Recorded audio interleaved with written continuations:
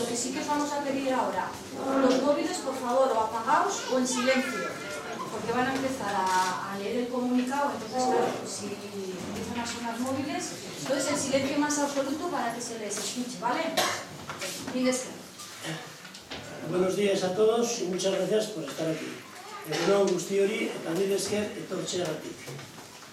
Ante la gravísima denuncia por coacción y atentado que el pasado 27 de enero presentó el alcalde de Oteiza contra 7 vecinos del pueblo y que conlleva una petición de pena de entre 4 y 6 años de cárcel, según los artículos 550 y 551.2 del Código Penal, las personas denunciadas queremos manifestar lo siguiente. Primero, Oteiza, desde que tenemos conciencia, ha sido un pueblo con alcaldes respetuosos con sus vecinos. Ni siquiera en el año 1936 el alcalde consintió que se fusilase a ningún vecino, a pesar de que, como en los demás pueblos, estuviese ya la lista confeccionada. En 1976, el último ayuntamiento franquista decidió, por petición popular, colocar la Ikurriña en fiestas, a pesar de no estar todavía legalizada. El 8 de enero de 1977 también este último ayuntamiento franquista se posicionó en pleno en pro de la total amnistía, la plena reintegración foral y la cooficialidad del euskera. Ya en democracia, en 1987, el primer ayuntamiento gobernado por la izquierda derecha decidió también, en acuerdo plenario y dada la realidad del pueblo, mantener todas las banderas, española, navarra, Oteiza y Ikurriña. En definitiva, durante 30 años han estado presentes todas las banderas en el pueblo y esto se asumía como algo natural, mostrando la diversidad que existe en el pueblo. Hemos tenido alcaldes de derechas, de izquierdas e independientes, o sea, de todos los colores. Ninguno de ellos, a pesar de tener mayorías absolutas, alentó al enfrentamiento entre sus conciudadanos con el tema de las banderas. En un pueblo todos sabemos de qué piel cojeamos, pero hasta la llegada del señor Bermejo y su grupo, todos nos habíamos respetado. Segundo, el alcalde amparado en la ordenanza municipal y en la ley de símbolos ha querido obviar la realidad de convivencia en la diversidad ya arraigada entre nosotros durante años. Queremos recordarle que se aplican las leyes y las ordenanzas las debe aplicar en su totalidad y no solo en lo que a él le interesa. Decidió por imperativo legal retirar la Ikurriña del balcón del ayuntamiento, pero no los símbolos franquistas que la misma ley le obliga a retirar, a pesar de habérsele requerido y de ser el único responsable de su retirada. Tanto él como su grupo siguen incumpliendo, por tanto, la ley de símbolos al no proceder a la retirada de la placa franquista de la iglesia. Respecto a la ordenanza municipal, también la deja pasar por alto y en su práctica de totalidad, dependiendo quién y cómo se incumpla. Dicha ordenanza, primero, de dicha ordenanza, con su actuación el día 2 de noviembre, la retirada de la Ikurriña, una parte importante de la población, nos sentimos menospreciados por la ausencia de un símbolo que siempre hemos sentido y sentimos muy nuestro. A pesar de todo, nadie dijo nada y así fue asumido por todos. Las personas que ya no podemos ver la Ikurriña en el balcón la queremos ver aunque sea colgada de una barandilla, pero eso también irrita al señor alcalde y su cuerpo. Tercero, como consecuencia de esta imposición se produjeron los incidentes del día 2 de noviembre de 2013.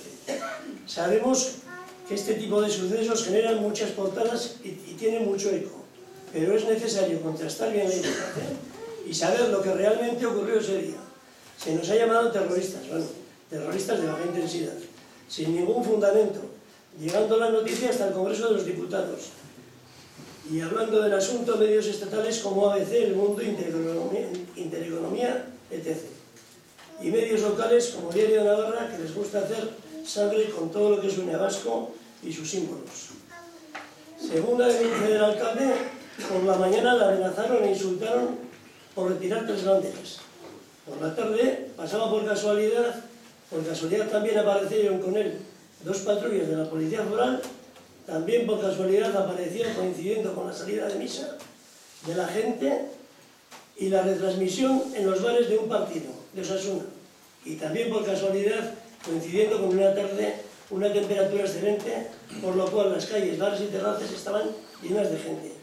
De tanta casualidad probablemente la única cierta sea la buena temperatura y la cantidad de gente que estábamos. La realidad es que ese día no se produjo ninguna agresión, como si reconociera en pleno el propio alcalde, al solicitarle el pertinente parte de lesiones. No hubo ni coacciones, ni mucho menos atentado. Hubo una disputa por unas banderas en la que el propio alcalde landó lindezas de este tipo. Estas banderas me dan asco. Y ahora preguntamos, ¿por qué la policía foral que llegó en el momento no intervino si se había agredido, coaccionado o atentado contra el alcalde? ¿Por qué la policía foral no levantó atestado y tardó 4 meses en realizar un informe de los hechos? ¿Por qué si fue agredido o coaccionado, como dice, no presentó denuncia instantáneamente y allí mismo, a los propios policías allí presentes? Y sí lo hace 3 meses después. Hay muchos por qué a los que el alcalde debe responder.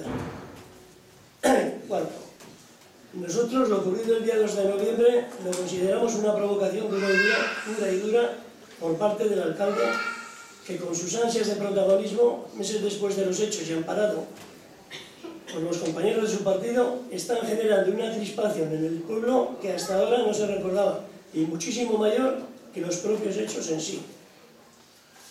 Decimos que está amparado por los compañeros de su partido porque hasta la fecha, y transcurridos 5 meses después de los hechos, todavía no hemos visto que se desmarquen de las actuaciones del alcalde.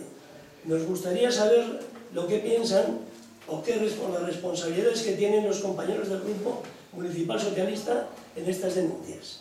¿Qué opinan al respecto los concejales del PSN? Queremos que públicamente manifieste su respaldo o no a estas denuncias. Pedimos al Grupo Socialista del Ayuntamiento de Oteiza y al alcalde en especial que reflexionen sobre lo ocurrido y sobre todo a dónde les conduce, o mejor dicho, a dónde nos conduce a todos hechos como los del pasado 2 de noviembre. Pedimos al señor Bermejo que no pase a la historia de los alcaldes de nuestro pueblo como el alcalde que hizo saltar por los aires la convivencia pacífica y la larga tradición de respeto que siempre ha existido entre todos los oteizanos. Quinto, vemos con total claridad que las cosas ya no van a ser a partir de ahora igual que antes. 7 personas del pueblo pueden entrar en prisión por el mero hecho de haber reprochado la actitud provocadora del alcalde. 3 de los 7 denunciados tenemos que prestar declaración el próximo 30 de abril en los juzgados de Estella y Lizarra. Y como ya hemos dicho, nos enfrentamos a una condena de entre los 4 y 6 años de cárcel. Por todo lo anterior, os convocamos a sendas concentraciones para que nos mostréis vuestro apoyo. El próximo 30 de abril, a partir de las 9:30, delante de los juzgados de Estella y Lizarra. Y el día 1 de mayo, en la Fuente de Oteiza, a partir de las 7 de la tarde. Para finalizar, por último, a los aquí presentes nos puede aterrorizar o no poder ir a la cárcel, pero lo que sí nos aterroriza es el hecho de ver a la gente del pueblo sin hablarse, a familias divididas sin mirarse a la cara. Por todo ello os pedimos tranquilidad y sosiego. Solo el sosiego y la tranquilidad nos ayudarán a esclarecer los hechos y a devolver la concordia y la convivencia a este pueblo. Por eso rogamos que durante las próximas fiestas de mayo disfrutéis de ellas sin entrar en ningún tipo de disputa ni enfrentamientos. Esto es todo, muchas gracias.